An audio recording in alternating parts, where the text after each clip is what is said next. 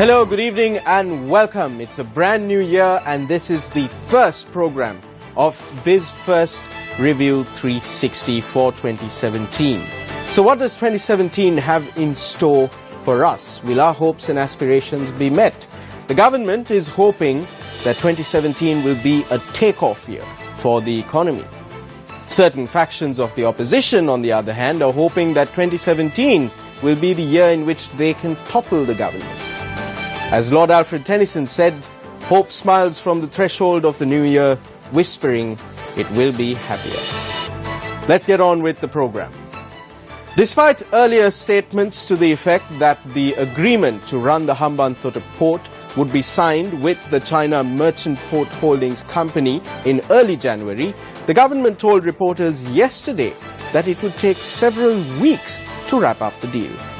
Sri Lanka has delayed inking a joint venture deal with China Merchant Port Holdings Company Limited to develop and run the deepwater Hambantota port due to unfinished negotiations between stakeholders.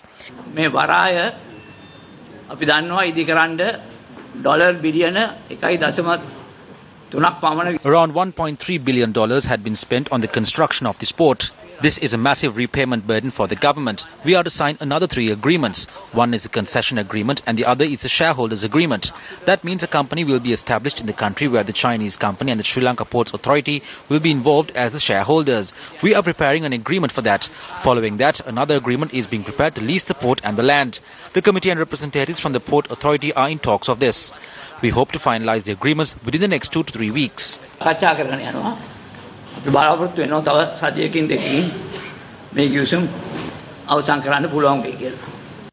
The delay comes in the wake of concerns over the transparency of the agreement with China Merchant Port Holdings Company Limited.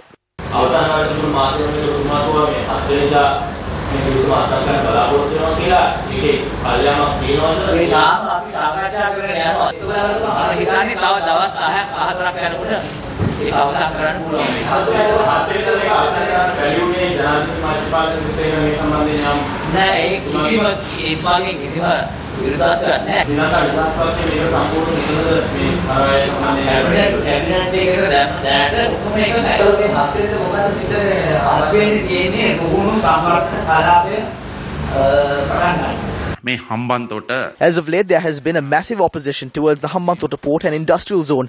They had called on the chief prelate of the 3 chapters and had presented completely false information. I must say very clearly that nearly 2 years ago, the people of this country elected me as its chief servant with the trust they had in me. For the sake of my motherland and the people, I will leave no room for that trust to be broken. This agreement on the Hambantota port and industrial zone that they speak of so much has not even been formulated as yet.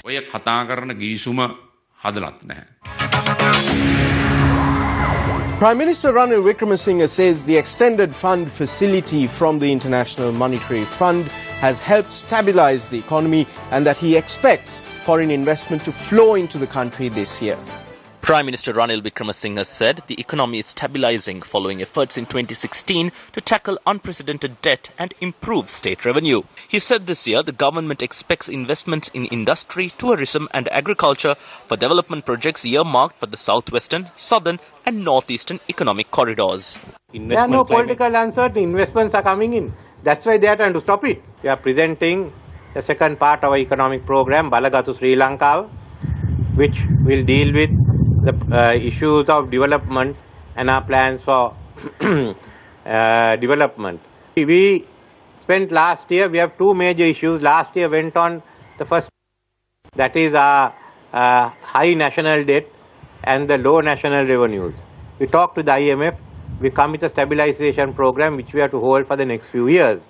The second issue, which is connected to the economy, to job creation and income increase, is that of the balance of payment crisis.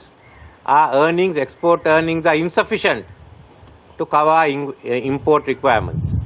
So the only way out is for us to go and develop ourselves, to develop Sri Lanka as an export-oriented economy geared also at the same time for fast growth.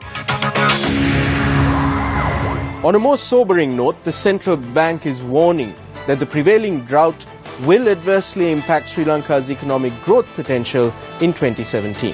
Central Bank Governor Dr. Indrajit Kumaraswamy expects the economy to grow between 5.5% to 6% of GDP in 2017, but warned that the prevailing drought could stifle growth. There are significant downside risks because of, as you said, the drought, which will have an impact on agriculture, which will have and the implications on power generation, we don't know. It's too early to tell as to how severe the impact will be, but the fact that the economy is stabilizing, we hope will result in greater investment activity amongst both the private and both the domestic and foreign investor community. We see that as part of the natural progression, that as the economy becomes more stable, that you see investment picking up and driving growth. But of course it can be disrupted, as you said, by the drought conditions. Kumaraswamy made these remarks at a gathering held to announce the central bank's monetary and financial policies for 2017. Governor Kumaraswamy also said Sri Lanka is vulnerable to external shocks such as Brexit, outcome of US presidential elections and interest rate hikes by the Federal Reserve. Commenting on the exchange rate, Kumaraswamy said that the central bank cannot continue to defend a depreciating currency by spending reserves. We need more inflows basically coming into the economy to meet the import, debt servicing, etc., which goes out of the profits and dividends, etc., which goes out of the economy. That's that balance. At the moment there is a gap, and most months it's a deficit. So there is generally, not just now, but it has been for ever and ever like that, which is why the rupee is constantly under pressure. So the way to resolve it is, exports and non-debt creating inflows. It is very difficult to defend an exchange rate through spending your reserves. We spent large amounts of money in 2010, 2011. I think almost 5 billion, right? Was it in 4.1 billion in 2011, 2012, and at the end we had to depreciate by 14%. And then in 2015 we spent some 2.1 billion, and again had to depreciate by, I think, 8 or 9%. So if you are going to have to depreciate anyway, it doesn't seem sensible to spend large amounts of reserves defending the currency. Welcome back to Biz1st Review 360. The Cabinet of Ministers has given their approval for new rules for tourist businesses in order to better regulate the booming tourism and leisure industry. New regulations proposed by Minister of Tourism Development and Christian Religious Affairs John Amaratunga covers minimum space and facilities for tourist hotels classified from 1 to 5 star, license fees and registration. Under the rules, every proprietor must comply with the minimum requirements for capacities and facilities and comply with the code of conduct. New regulations also require proprietors to get a license from the Sri Lanka Tourism Development Authority to be able to operate. The Ministry of Tourism Development is drafting guidelines for guest houses, restaurants, tourist shops, Ayurvedic tourist hotels, resorts and healthcare centres, spas, wellness centres and apartment hotels. On our segment Speak Your Mind tonight, central bank officials discuss plans to ease foreign exchange controls. But what we are trying to do is to try and create a framework whereby we look at our inflation rates, the inflation rates of our trading partners and competitors, and to see where the real effective exchange rate is. And within that framework to try to have a competitive exchange rate. But we will move slowly. We don't want to have sharp, disruptive movements in the exchange rate. It's no longer a criminal offence. Under the old Exchange Control Act, it was a criminal offence. Now it has been made a civil offence. That's one. In addition, there is some. It's not for the moment. There isn't a dramatic relaxation in terms of capital coming in and out of the country. But the intention of the government over time is to liberalize the movement of capital. But for that we need more of a cushion in terms of reserves, etc. We need, our external position has to be stronger. The stronger our external position is, the more you can liberalize. But the empirical evidence shows that if you do liberalize, more money actually comes in. Because if people know they can take their money out, they're more liable to bring the money in. However, your macro conditions have to be robust enough to ensure there isn't a very destructive outflow. So we need to, our exports have to get better, FDI flows have to be stronger and all those kind of things. Then you can begin to relax more. Foreign Exchange Management Act is necessary, and what are the basic provisions? Now the Exchange Control Act is a basically draconian act where all the transaction between Sri Lankan and foreign citizen prohibited by law. Then any foreign currency transaction within the country prohibited by law. That is the Exchange Control Act. But in that there are provisions where the central bank, the Minister of Finance can grant permissions. The general permission, the specific permission and so on. And any permission granted any time can be revoked overnight. Because those have been granted under the Control Act.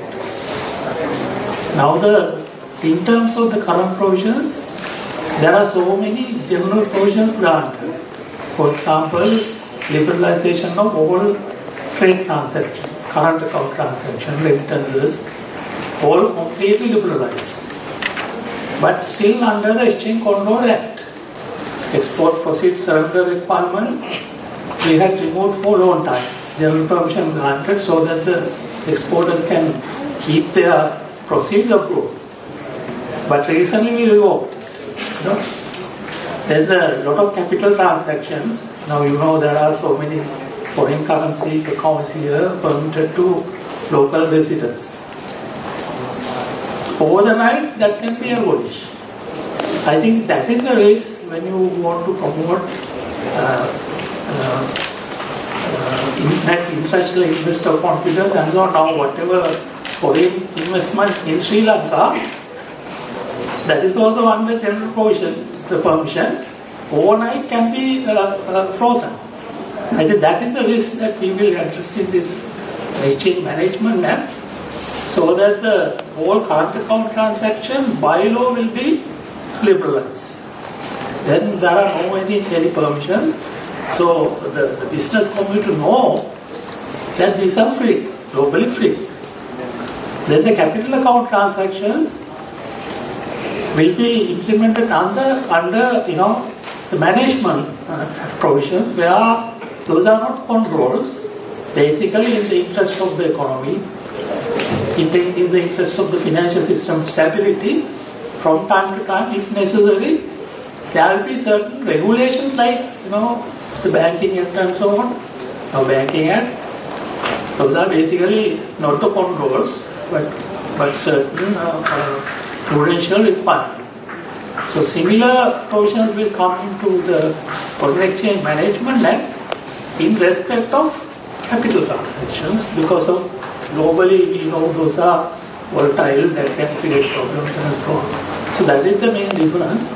So the Foreign Exchange Management Act will create more confidence in the market, so that these transactions are not that much control oriented and bureaucratic. That is the difference.